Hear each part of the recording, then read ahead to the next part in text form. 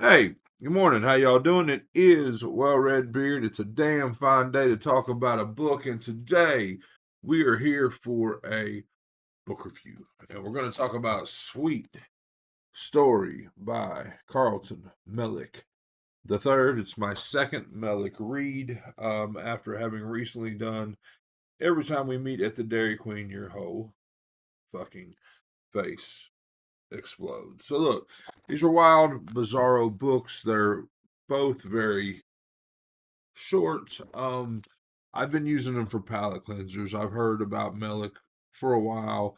I'm not going to go into the story of how I came across one of his books in the half price books and kind of laughed about it, and then everybody was like, "Oh, I'm not going to go into that." But yeah. So I got this one in a lot on eBay. I read it. I liked it well enough. Was intrigued well enough that I went out and got a couple more, this one and another one, and I've since got a couple more. Now, what I will say about these is there's no, they're not. You can't find them cheap. I mean, I think they're kind of like, maybe have a cult following, and it's not like you can look out on eBay or Pango or and find a Carlton Mellick book for like $3.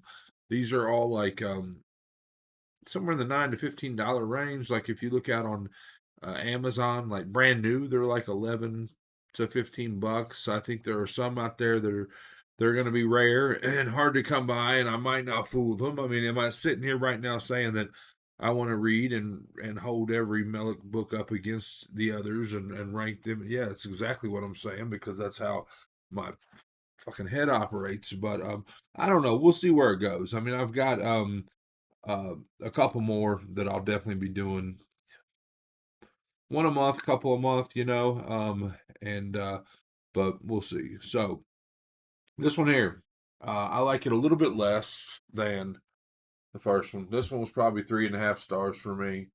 This one's more along the lines of three. Our main character, Sally. Let's just read the synopsis real quick. Sally is an odd little girl.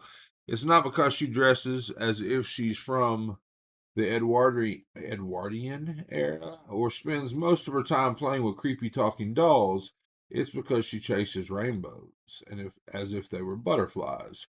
She believes if she finds the end of the rainbow, then magical things will happen to her. Leprechauns will shower her with gold, and fairies will grant her every wish. But when she actually does find the end of a rainbow one day and is given the opportunity to wish for whatever she wants, Sally asks for something that she believes will bring joy to children all over the world. She wishes that it would rain candy forever. She had no idea that her innocent wish would lead to the extinction of all life on Earth. Sweet Story is a children's book gone horribly wrong. What starts as a cute, charming tale of rainbows and wishes soon becomes a vicious, unrelenting tale of survival in an inhospitable world full of cannibals and rapists.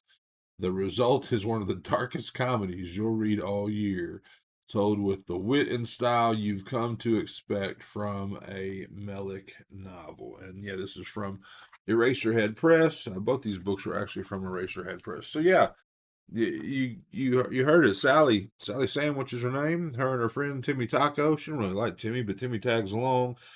He's uh I won't go into Timmy too much, but uh she sees a rainbow, wants to find the end of it. The only thing about that is the only catch is that it's over in on the blurry side of town.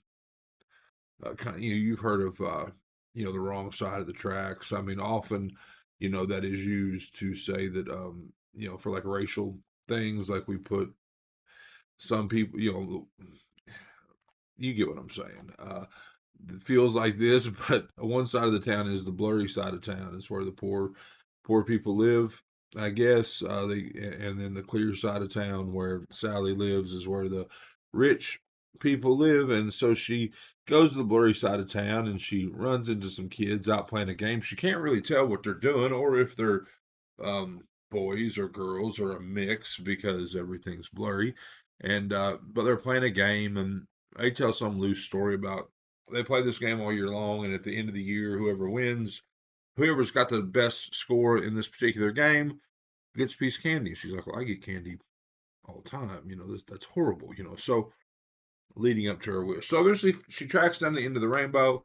Um, and there's a rainbow pirate there. He's not a leprechaun, not a pot of gold. There's a rainbow pirate.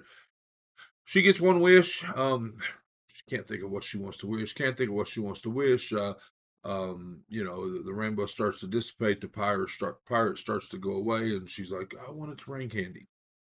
There you go.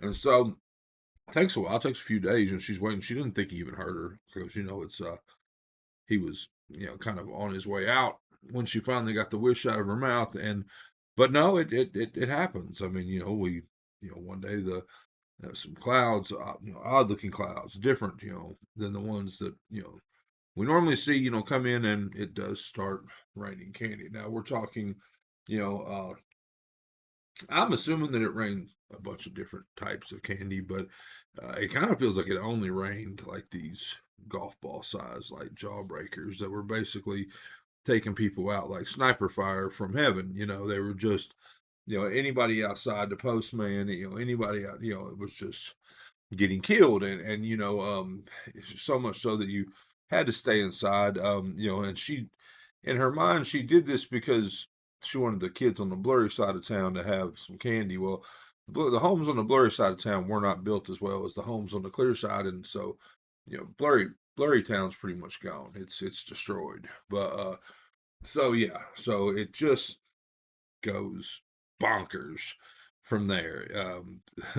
If it only rains candy, the water supply, pretty soon goes away. And, we to even talk about the oceans drying up. I mean, all this stuff is going on. There's nothing to eat except for candy. People's teeth are rotting out of their head. We get into, like it says here, groups of bandits that are raping and cannibalizing people. And so it goes to a really, really dark place really, really fast. And there's not any cleanup here, right? There's not, this is not a book with like oh, we were just dreaming, oh, click your heels 3 times, and everything will be okay. So I had fun with it.